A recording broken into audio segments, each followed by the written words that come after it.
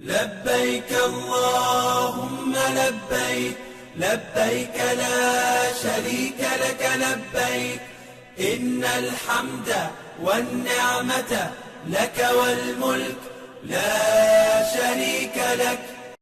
Assalamu alaikum wa rahmatullahi ta'ala wa barakatuhu. This is the first 10 days of Dhul Hijah, a TV series in the fourth edition, fourth season, and is coming to you from the stable of Ames Media Company Limited. I'm not alone as usual that I will always anchor this program in the previous season, but I have here with me my sister. We call her celebrity presenter. Sister Maria Tauba, assalamu alaikum wa rahmatullahi wa barakatuh. Wa alaikum assalam wa rahmatullahi wa barakatuh. Alhamdulillah. It's such a great honor to be on set with you today and, of course, to co-present the first 10 days of Dhul Hijah from the stable of Ames Media Company Limited. Alhamdulillah for this amazing opportunity to witness this auspicious occasion of Islam.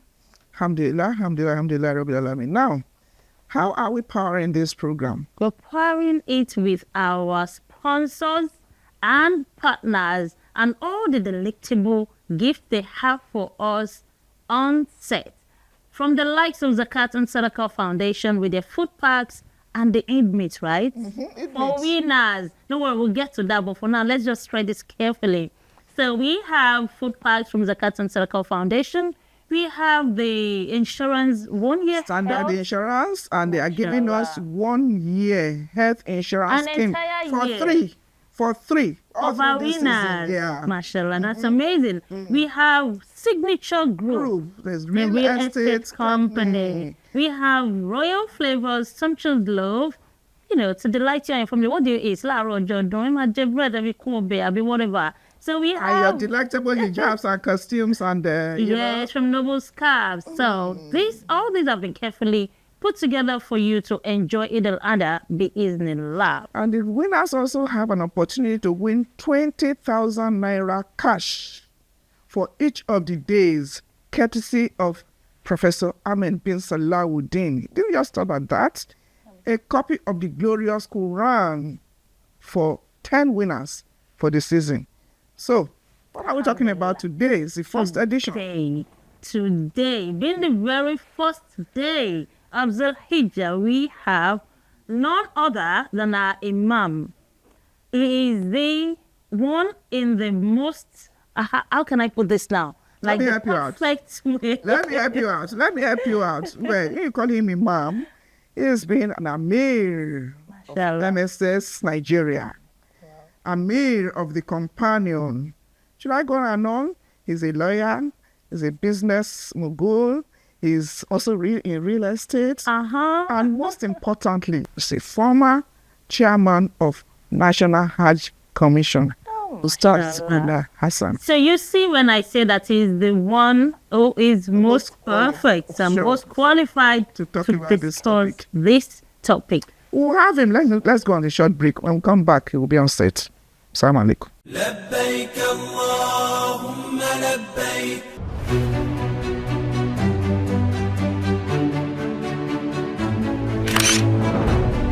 My name is Abdulaziz Jibril Salahuddin. I'm the General Manager of Signature Global Real Estate, and I also serve as the Group CFO of Standard Group Holdings.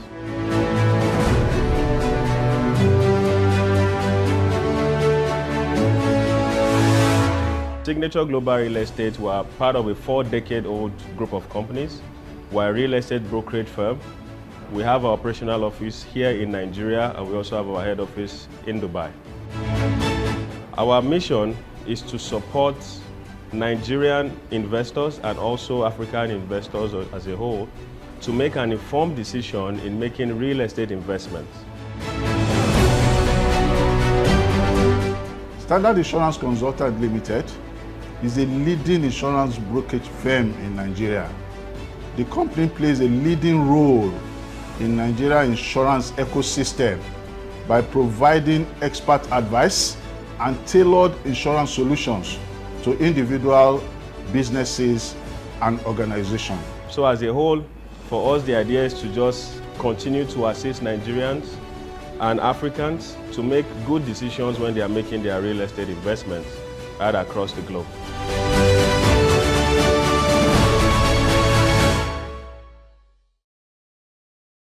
You're welcome back. It's still the first days, 10 days of Dhul Hijah, and it's day one. We have reeled out all our partners. You can join them. It's a great pleasure to welcome to the studios of Ames Media Company Limited. We call him different name, Ustaz Imam Amir Zikrullah Olakunle Hassan. Is the former chairman of National Hajj Commission. So we are privileged to have him. Assalamu alaikum. Walaikum assalam wa rahmatullahi wa barakatuh. For me, it's an honor to be part of this program. Thank you, sir. Alhamdulillah. Jazakumullahu khairan. Alhamdulillah. Once again, thank you so much for joining us on set today. Beyond being a pleasure of ours, we're also looking forward to gaining immensely from your session. So we want to know, we're looking at the overview of Hajj and its essentials. So we want to know, what should Muslims, particularly Nigerians, understand about the first 10 days of Dhul Hijah? Well, the first 10 days of Dhul Hijjah is indeed very important, significant to all Muslims.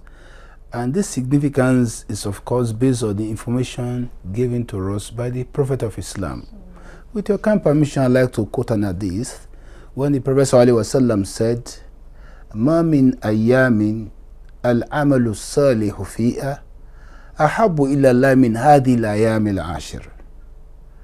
فقالوا يا رسول الله ولا جهاد في سبيله فقال النبي صلى الله عليه وسلم ولا جهاد في سبيله إلى رجل خرج من بيته بنفسه وماله ولم أرج بذلك شيئا. The Prophet ﷺ called the companion one day and told them and said, there is no days where righteous deed is as important in the sight of Allah than these first 10 days of the month of Dhul Hijjah. And the companion were surprised and they asked, even if the person does jihad, that is, go to war in defending the Muslim right, the Prophet said, yes, even if it is that, as long as the right is not within these first 10 days, it will not be as noble, except a man who goes out, spend his entire fortune, sacrifice his life, and got that, nothing physically back, then maybe that one may be better. Other than that, this first 10 days is very significant. A matter of fact, when people question one of the greatest scholars of all time, Ibn Taymiyyah, and say, we've heard so much about the last 10 days of Ramadan, how come again this day is much more important? And now he did the clarification. He said, the first 10 days during the daytime of this day is the best. Whereas in the case of Ramadan, it is the last 10 nights. So one has a preference in the day, the other a preference in the night. And one of the greatest scholars, Ibn Hajar al-Asqalani, said the significance of these first 10 days is because all form of ibadah are gathered there. We do salat, we are supposed to do charity, we are supposed to do sacrifice. I mean, that's why we have the Eid al-Adha. And very importantly, this is the season of Hajj. Those Hajj rites are essentially in those within the first 10 days. While the pilgrims in Saudi Arabia are busy doing Hajj, we are also here doing Eid al-Adha or Eid al-Kabir, as some call it. And more importantly as well, the verse that gives us confirmation that Islam has been perfected was revealed during this time. Actually, on the night of Dhul Hijjah, on the day of Arafah, that's when Allah the Almighty revealed the verse in Quran chapter 5 verse 3, which says, Bismillahir Rahmanir Rahim, Al-Yawma akmaltu lakum dinakum wa atmamtu alaykum ni'mati wa raditu lakum al-Islam dina. I mean, essentially the message that the laws of Islam have been perfected. It was also during this time. So a lot of people now know that this is a time that you must not allow the significance and the importance to really skip you. Thank you very much, sir, for that. Jazakumullahu khairan. You have taken preempted us even in the next question. Yes, absolutely. It's the month of Hajj. The significance of it. Well, let's look at Hajj itself now.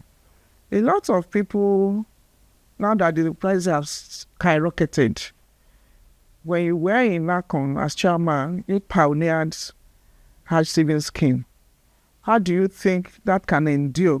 Taking example from the likes of the countries like Indonesia and some of these Middle East countries, you see the aged ones coming for Hajj and all, they would have saved up. How do you think that can be replicated in the country?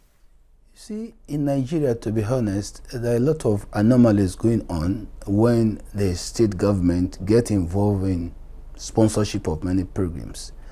I do know that by the nature of Hajj, it's only compulsory for those persons who can afford it. Hajj is not something that you should use as a gift for a poor man. What a poor man needs are his basic needs, a good accommodation, to have access to medication, school for his children. His priority should not be Hajj. And if you think it is, it needed to be corrected and said, no, that is not your priority. If that is the case, if the government now know that this fund that is in shortage is needed to provide infrastructure for the people, then it behoves a Muslim who wants to go to Hajj. Because again, if you want your Hajj to be accepted, it must be with a lawful money. Yeah. So if it's going to be with a lawful money and you are poor and you know that going to Hajj is important for you, even just once may be enough, then saving become part of it.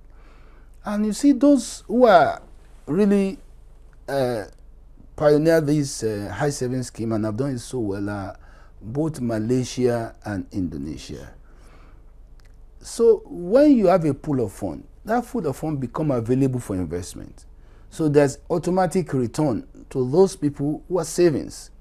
And also an avenue to create employment for Muslims. If you have a whole large fund which is recycled for economic purpose, of course it will generate employment.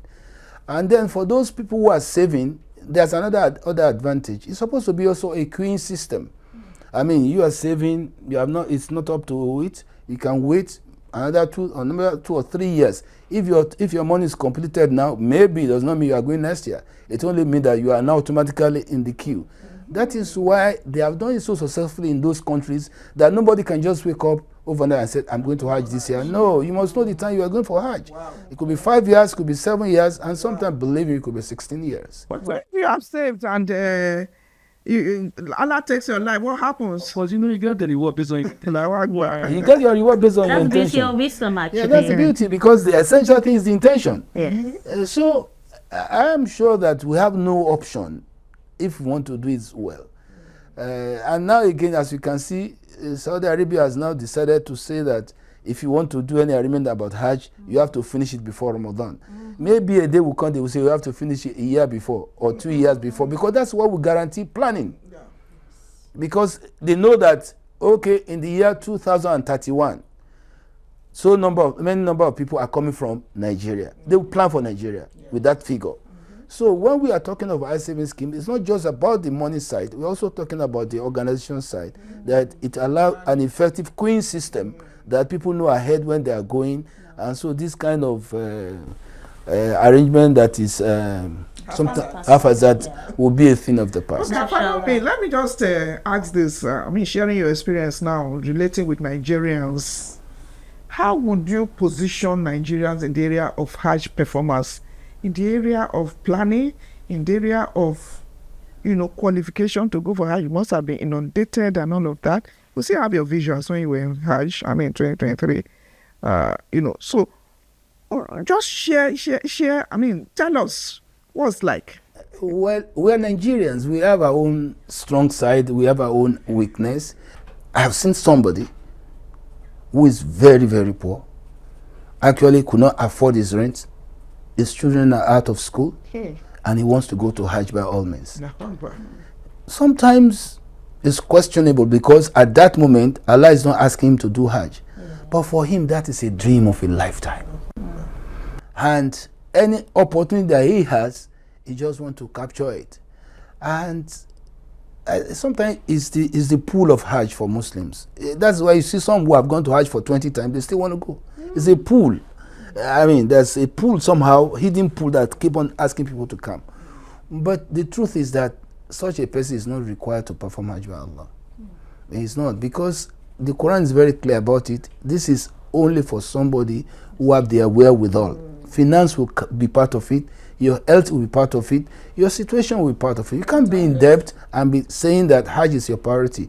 Paying your priority is debt, because if you die doing Hajj, when you are raised on the day of judgment, you must pay your debt. Yeah. So Allah is not going to say, this man, he came seeking for my pleasure and he died in the process, so his debt is forgiven. No, you didn't owe Allah the money. It is a person you owe the money. And one of the principles of Islam is that you must pay the due of another person. Allah will not be in between that. Allah is not going to forgive you for owing another person. So paying your debt may be a better way. So like I said, Nigerians will love Hajj, and sometimes we love the heat. Well, but I'm sure it's going to change, just like everything is changing in Nigeria. We're not the same 10 years ago as we are now.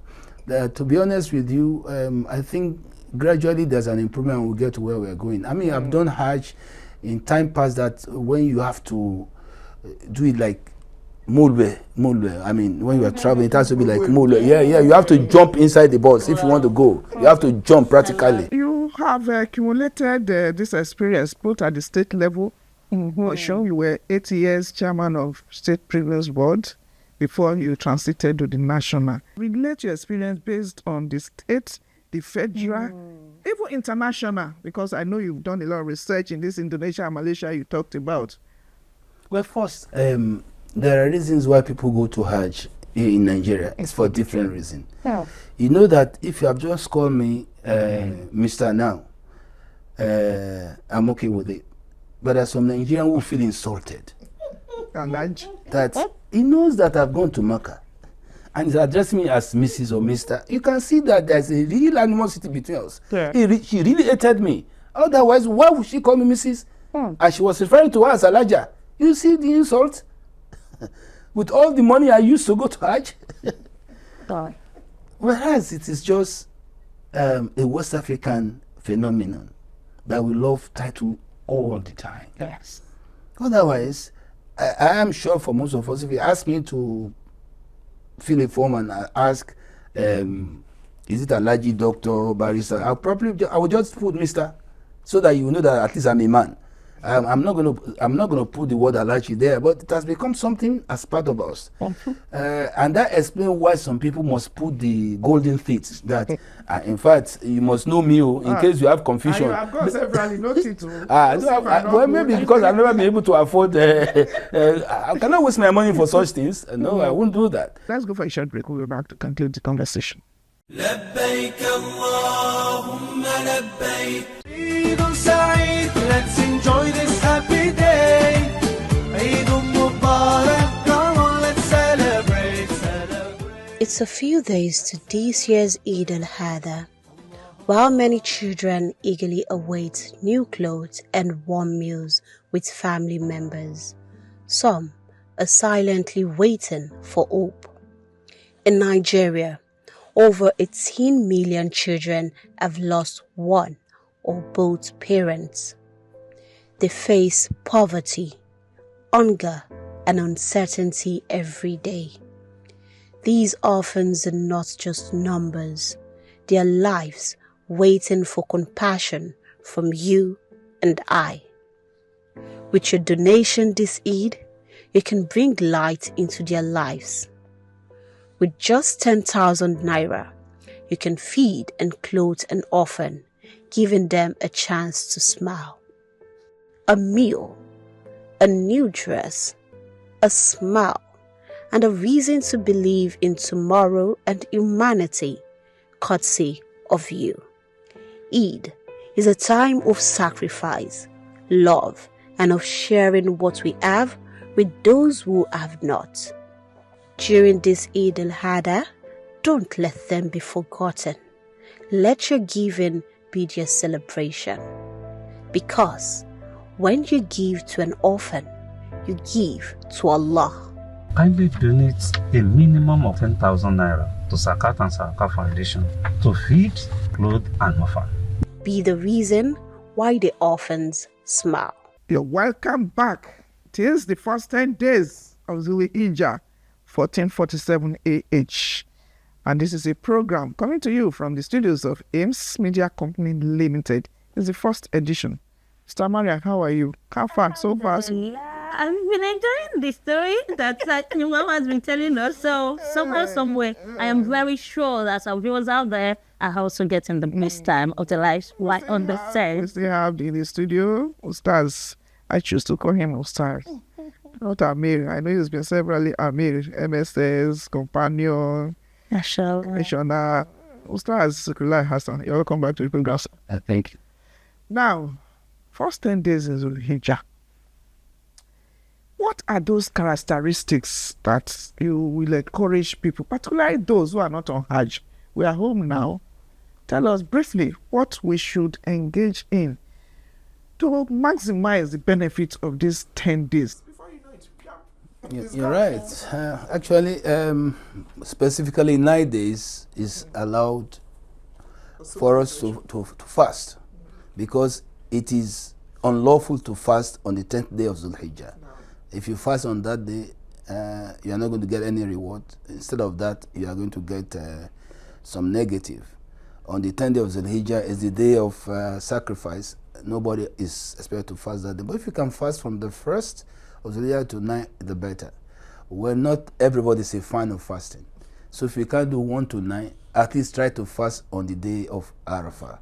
That's those who are not on Hajj, right? I'm talking to those who are not on Hajj, who are likely to hear me now, because I suppose that those who are on Hajj are now out of the country, and so for global, we are on social media. but I'm also expecting somebody with Saudi Arabia now not to have time to watch television.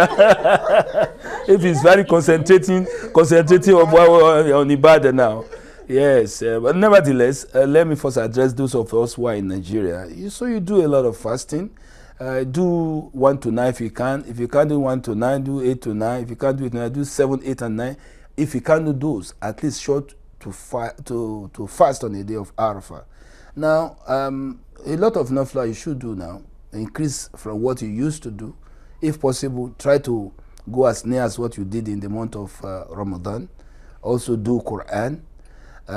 Do a lot of charity as you can, and in case you can't do charity, the other way of doing charity, in case you are financially handicapped, do askar.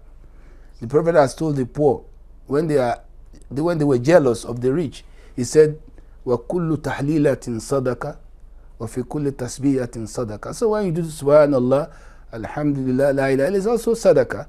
Then this is the time to visit the sick. This is time to assist the poor. As well, those of your people, you visit your family members now. Kinsmen. Yeah, your kinsmen, your kid and kin. This is the time to visit them, and not to forget them on the day of Eid. Okay, then finally, it's we're rounding up gradually. There's this, is it a cultural thing now? Sometimes you get people after Arafah, they even bring a band from the country. There's what is called Sabbath night. You know, that cap, if you don't wear that golden net cap, you have not gone on Hajj. You have a copious experience to share from your experience, your show experience, the national experience, the global experience. What makes the Nigerian pilgrim different from other pilgrims? This cap I imported from China. And this is the same cap that my people want to use as symbol. That in case you don't know, me I perform Hajj. Yeah, the one that is, the people of Oshun, they are very funny. Let me tell you. This cap, you don't know they have bought it. We don't see it. Immediately you finish the rite of Arafah. Come and see celebration. They will just bring the cap from nowhere. And you know the culprits mostly are the women. Not even the men.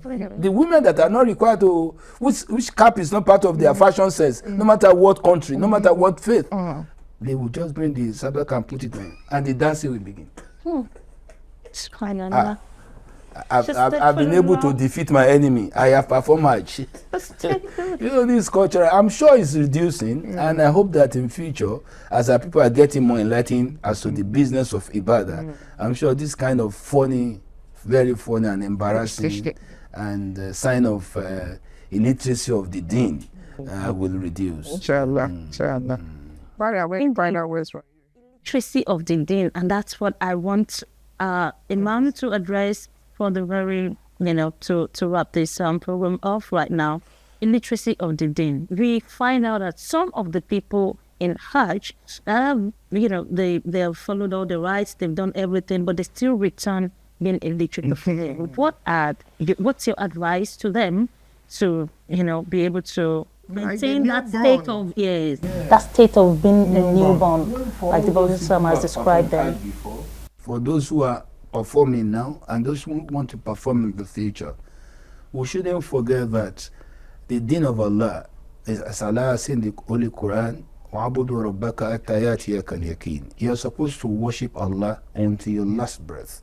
So what does that suggest? It means that following the rules of Islam before and after Hajj is sine qua non. It's something you must do necessarily. Otherwise, if you come back like a newborn baby and you start behaving like an old man, it means very soon you become old. So if you keep on staining your situation because you have come back from Hajj, it means that your Hajj reward is already blown away. Yes. And at the best, what you have is the title. So we should try to be conscious. Jazakumullahu khairan. We thank you so much for finding time out of your extremely busy schedule. It's been a very enlightening session with Imam Amir. Who doesn't want you to call him Alhaji? That's why I first cleared my throat. PhD in view. MashaAllah, alhamdulillah. Thank you so much for joining us once again. Jazakumullah khairan jazai. I'm very sure that all our viewers out there have had an amazing time as well. But before we go, we would like to give you the question of the day. You know how we do it? As in now, this season, this is the first question, and you know how we always do it. Ensure that you attend the question. And how do they do that? Scan the barcodes. We'll not give you the question. Just scan the barcodes, and you see the question there. The fastest finger, wins it all. Remember that the Eid meat is still waiting for you. You can sell Zakat and Sadaqah Foundation beyond the pack of rice, and 20,000 naira from Professor Ahmed bin Salahuddin. This is the first day of the 10-day series of the review. Tomorrow, join us. We're going to be looking at the importance of recitation of the Quran for this season. And finally, remember to join us across all our social media platforms. Most importantly, because on Wednesday, we will be having a live session for you where you can engage, interact with our guests, and win as many gifts as possible. Beyond just the physical gift, the intellectual one that you get to go from with, inshallah. And it's a community. Else media community where you can interact, ask questions. Even we can open up the phone lines for you to talk to the guests on set, and then be assured that you have maximally benefited from this season of the first 10 days of Dhul Hijah. So, see you tomorrow, inshallah. Assalamu alaikum wa rahmatullahi wa barakatuh.